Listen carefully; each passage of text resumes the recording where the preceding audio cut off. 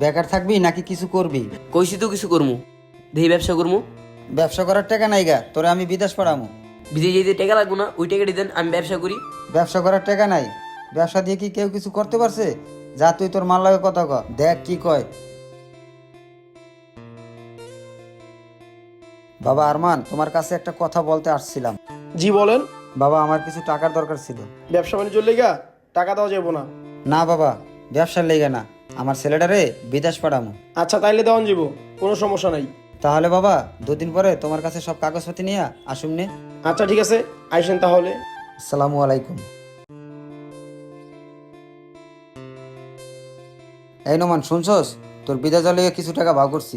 এই সময় টাকা আপনি কই পাইলেন? একজনের থেকে ঋণ করছি। কইলাম একটা দেশে ব্যবসা দিমু, ওই সময় আপনার কাছে টাকা নেই। এখন বিদেশি হলে ঠিকই তো টাকা জোগাড় করে লিয়ে এলেন। আপনি কি মনে করেন বিদেশি কি টাকার পাহাড়? যারা বিদেশে যায় তারা কি টাকার অবস্থা লয়ে আহে? আরে বিদেশে যায় কি সবাই সুখে থাকতে পারে? বিদেশে এমনও লোক আছে খাইতে না পারে কান্দতেছে, তারা এখন ফিরাইতে চাইতেছে। যাক, যা করছেন ভালোই করছেন, বাপ মানুষ। ভিডিওটা প্রবাসী ভাইদের জন্য। ভিডিওটা ভালো লাগলে বেশি বেশি শেয়ার করে দিন।